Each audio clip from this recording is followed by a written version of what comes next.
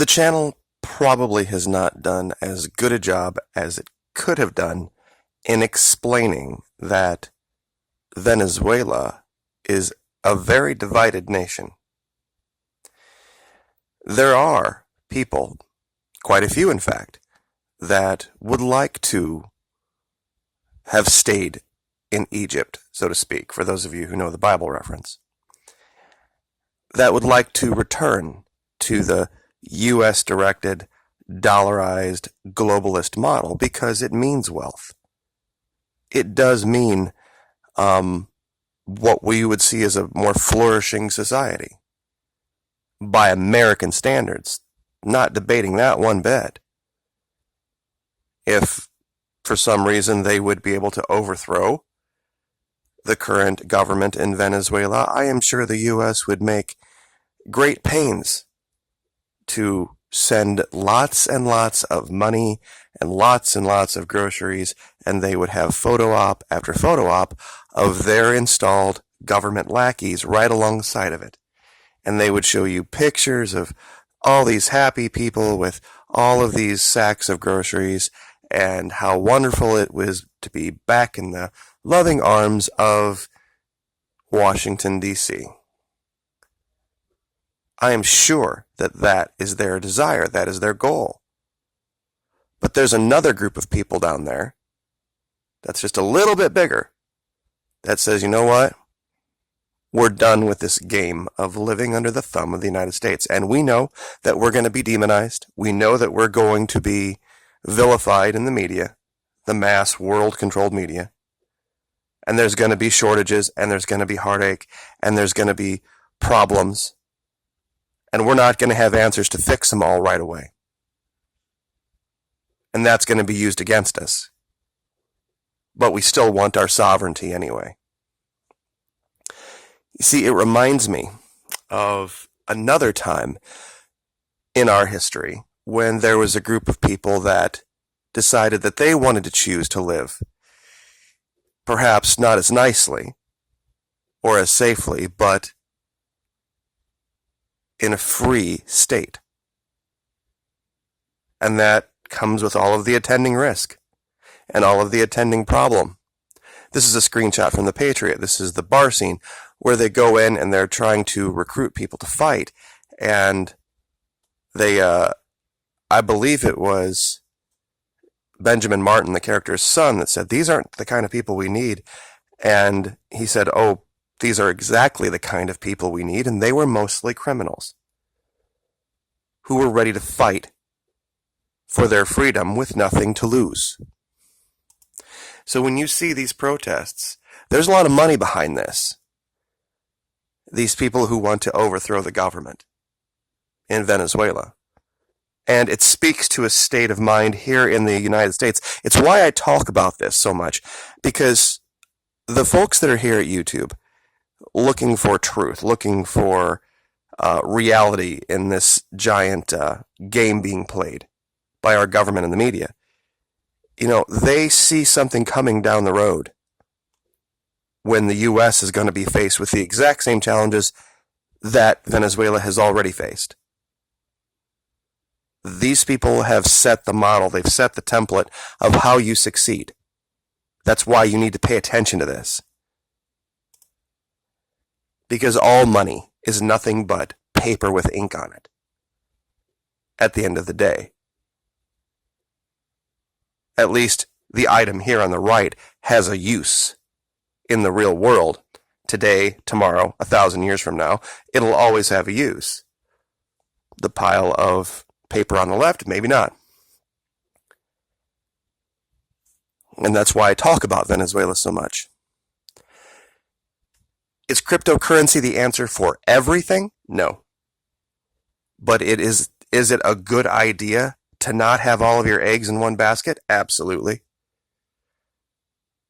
And that's what's going on here. They have electricity challenges down there, so there's not always power, but they do have faith in each other, and they do have the barter system. And we also saw that they have Christian moral value, which is going to defeat a lot of this. That girl that went out and decided to do what she could do to feed her neighbors, to take her blessing, take her abundance, and go out and just hand an arepa to a child. That picture did more than I've been able to do in a year talking about this. And for those of you that want to question whether she is or is not government propaganda, I did my due diligence on this, and she's not. She's a normal YouTuber, and I can show you why. All right, here's her channel. Normal kid, just like any other kid. I have 2 daughters this age. Actually, my daughters are older. And this is the kind of stuff that they watch and they do all the time. If you go to her very first video 5 months ago, she's talking about how to make your hair nicer and her favorite makeup and all this kind of stuff. But if you look at the view counts, they're low. 400, 200, 400, 400, 100. And then about 4 months ago, she decides just to go to the grocery store and talk about, what can you get for $1? And all of a sudden, she jumps to 2,000 views. Now, any YouTuber would be like, this recipe works. These other videos, whoa, wow, not very many views. But over here, wow. So then she goes to McDonald's. She gets another 2,000 views. Okay. And then she does one where she talks about herself a little bit, and she gets about 1,000. But then she goes back to like her daily routine, and she gets 600. But then she talks about the cost of life in Venezuela, 68,000 views. So any YouTuber with half a brain is going to go, if I talk about Venezuela and buying things, I get a lot more views. But once again, she goes back to makeup and girl stuff, 105 views, 76 views, 200 views, 80 views. And then she starts talking about the monetary situation in Venezuela, 1,700 views. So as you can see, this isn't propaganda. This is just a girl trying to create a YouTube channel. She's got 5,800 subscribers. And in the video that we talked about yesterday, where she goes out with the $100, at the very end of it, she talks about the suffering in Venezuela. She talks about the problems in Venezuela and how she wouldn't wish it on her worst enemy. If this propaganda, that would have never been allowed. And there's something about this. There's 3 links that she provides to her Twitter, her Instagram, and her Facebook. On her Twitter, there's something that is very revealing that I've told you from a long time ago about her location. Anzo Adegui, Venezuela. It's not something that a lot of people would know off the top of their head. And so I pulled it up here on Google Maps for you. It is eastern Venezuela. This is the Anzo Adegui region over here. I've told you that everything you are seeing out of the mainstream media is coming from the border with Colombia and the border down here with Brazil. Northeastern Venezuela has largely not been affected by this. It's been affected somewhat because a country like this, things are going to transmute through, but there are people that have money, there are people that don't have money, and there are people in the middle. It's not the entire country. It's not everybody. And it isn't some giant government conspiracy of theirs to make it seem like everything's perfect. They even say that. If you actually go to Telesur, if you go to those sites where it's government controlled or government run, they even say, yes, there are problems. And the problem is U.S. sanctions. And I don't know how anybody can deny that. When the U.S. decides they want to pick winners and losers in this world, they usually get their way. The U.S. would even tell you that themselves. Their whole desire for sanctions is what? To create pain, to create shortages, to destroy economies, to crater the value of money.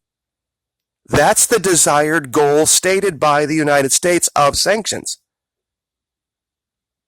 That it's been successful, How can you then go back and say, well, it wasn't the U.S. sanctions that did it, it was just evil, terrible, horrible socialism that did it, when the U.S. said, in their own words, that's what they wanted to do with sanctions?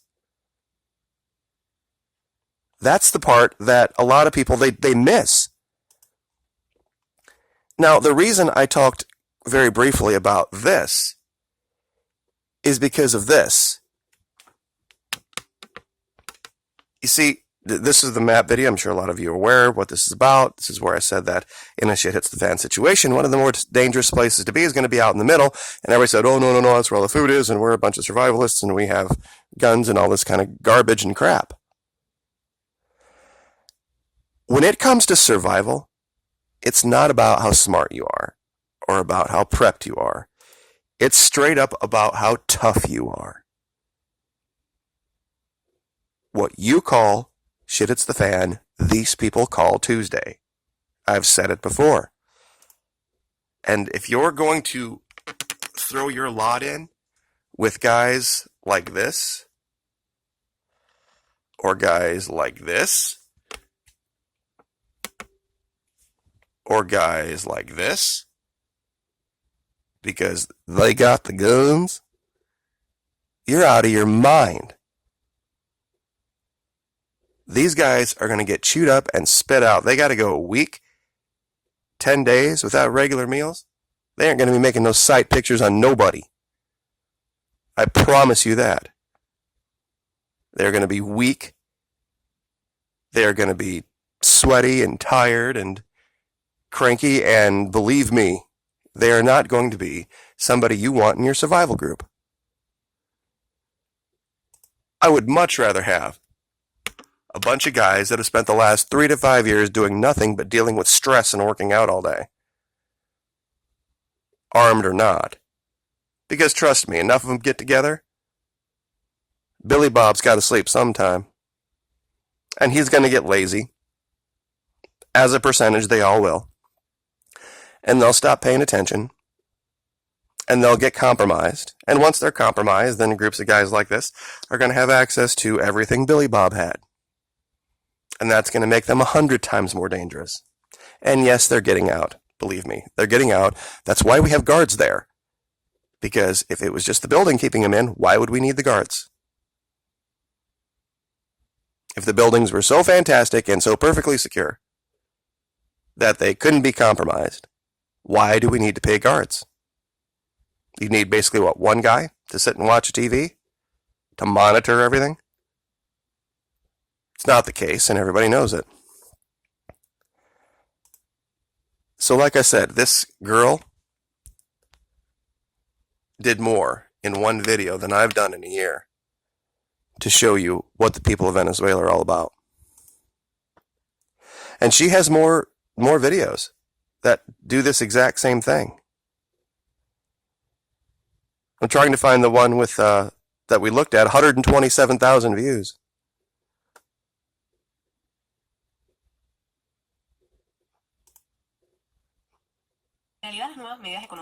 This is, I'll just leave it here. This is what is happening in Venezuela, a new salary, and she begins talking about all of the different problems they faced and how they're dealing with it.